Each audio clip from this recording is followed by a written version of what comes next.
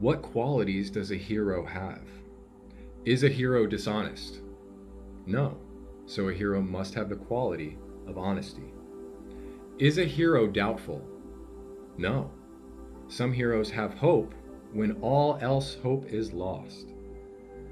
Having faith is what a hero must have in themselves. If they don't have faith in themselves, then what is going to drive them? They won't believe that they can do something about it. But you can't just get to that point without first realizing that you must become honest.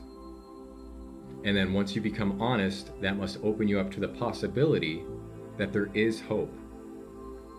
And here's why there's hope, is because there's plenty of people that have been in similar situations that have found a way to progress and found that shred of optimism to give them that beacon to call them away from the ordinary world. That is what's known as the call to adventure.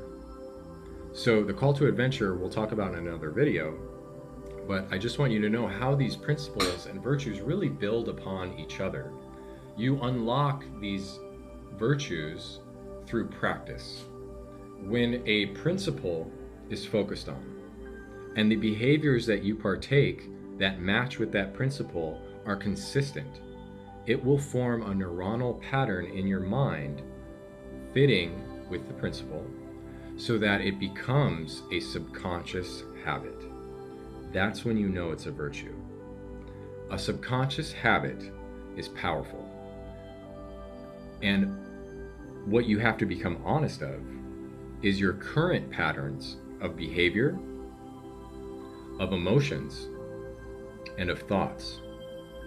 So DBT, dialectical behavior therapy, as well as CBT are tools that I'll reference throughout the curriculum, as well as acceptance and commitment therapy.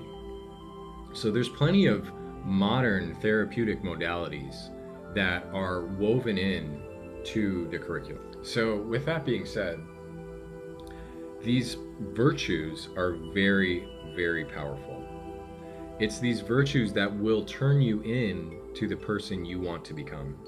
So as we are continuing, the hero has these principles in them. Every hero is honest, hopeful, faithful, courageous, willing, humble,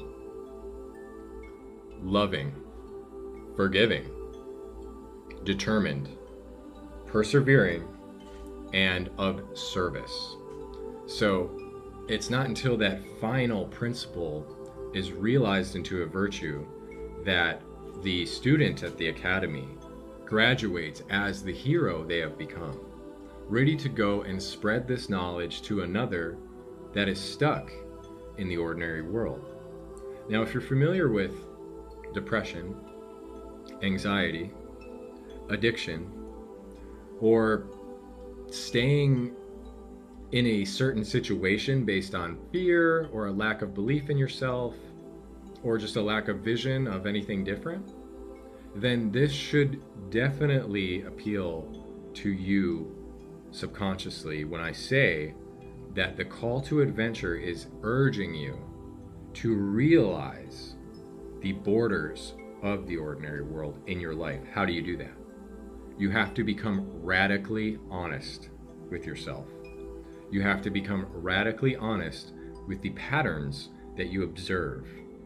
So CBT teaches to recognize certain behaviors and certain patterns of thought. Now, it's really like being a thought detective when you study CBT, cognitive behavior therapy. So one thing you'll see is that certain patterns are not real. They are based on assumptions. Where those assumptions came from most likely stemmed from an experience in the past that programmed a response to the unknown. Because you know what's unique about the ordinary world is that it's known, and therefore it's comfortable, just like a comfort zone. even though that comfort zone could be super unhealthy for you. So what you have to first start doing is journaling. Write it, make a voice memo, start creating a log of your thought patterns, your emotional patterns, because sometimes they won't appear as thoughts per se. Sometimes you'll just have emotions that if you didn't categorize them and log them, then they're just out of sight, out of mind. You're not thinking about them and you keep doing them. So pay attention in this stage, especially realizing that something is holding you back. Now, the next thing you want to do is to start learning what the cognitive distortions are. So cognitive distortions can appear in a multitude of different ways, but I'll simplify all of them for you right now. The one thing I want you to think of that is a cognitive distortion is any assumption.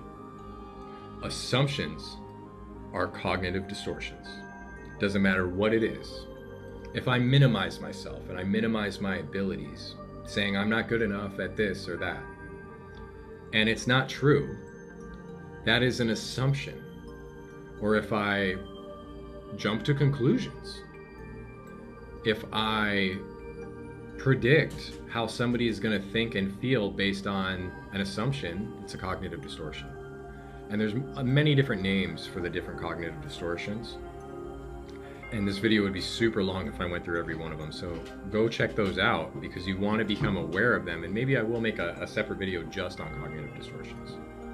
Because the more you can label them, the more you can recognize them. So recognizing it and getting honest, radically honest, is just the beginning.